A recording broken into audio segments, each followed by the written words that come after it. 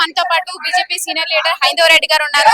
So ఈ రోజు ఏదైతే మీరు మహాధర్నా చేపట్టారో, సో ఈ ధర్నా సందర్భంగా మీరు ఎలాంటి ప్రశ్నలు లేవనెత్తున్నారు? గవర్నమెంట్ అసలు ఏం ప్రశ్నిస్తున్నారు? అసలు ప్రశ్నించడానికి కాదు, మొత్తం కంప్లీట్ గా కూడా 2 సంవత్సరాల ఈ పాలనలో కాంగ్రెస్ ప్రభుత్వం మొత్తానికి ఫెయిల్ అయిపోయింది. ఎందుకోసమనంటే గురుకులాలలో ఉన్నటువంటి పిల్లలకు విషాహారం, ఎక్కడ చూసినా ఫుడ్ పాయిజన్ అవుతా ఉంది. మహిళల విషయంలో రక్షణ లేదు. అదే విధంగా యువత డ్రగ్స్ కి అలవాటు అవుతా ఉంది. ఇష్టారీతిగా గన్ కల్చర్ పెరిగిపోయింది, డ్రగ్స్ కల్చర్ పెరిగిపోయింది. ఈ కాంగ్రెస్ ప్రభుత్వం వచ్చిన తర్వాత అయితే కంప్లీట్ గా తెలంగాణ మొత్తం సర్వనాశనం చేసేసింది. చెప్పాలంటే 2 సంవత్సరాలలో ఇవి సంబరాలు చేసుకుంటున్నారు కదా వీళ్ళు. ఏ మొహం పెట్టుకొని సంబరాలు చేసుకుంటున్నారు రేవంత్ రెడ్డి గారు? మీరు అసలుకి ఇవ్వాల్సినటువంటి పెన్షన్లు మీరు ఇయ్యారు, రైతు బీమా లేదు, రైతు బంధు లేదు.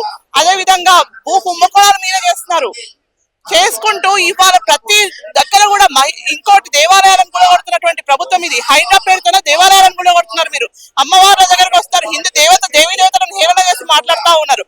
మరి ఇన్ని చేసుకుంటా ఇవాళ సంబరాలు చేసుకుంటాం అంటే ఏ సిగ్గు శరం లేదు అసలు మీకు? అసలు నిజంగా సిగ్గు శరం, నిజంగా మానం మర్యాద లేనటువంటి గవర్నమెంట్ ఏదైనా ఉంది అంటే అది కేవలం రేవంత్ ఖాన్ ప్రభుత్వం యొక్క గవర్నమెంట్ తప్ప మరొకటి కానే కాదు. అసలు తెలంగాణను సంకనాకిచ్చింది. ఇప్పటికే అప్పుల పాలలో ఉన్నటువంటి తెలంగాణను మొత్తం కూడా ఇవాళ ఎక్కడ ఎలక్షన్ జరిగితే అక్కడ తీసుకుపోయి మన యొక్క తెలంగాణ ఆత్మగౌరవాన్ని వేరే రాష్ట్రాలలో తాకట్టు పెడుతున్నటువంటి ఈ రేవంత్ ఖాన్ గవర్నమెంట్ ని ఖచ్చితంగా మనము బుద్ధి చెప్పాలని చెప్పేసి ఉద్దేశంతో ఇవాళ మేము ఇక్కడ ధర్నా చేపట్టడం జరిగిందనమాట.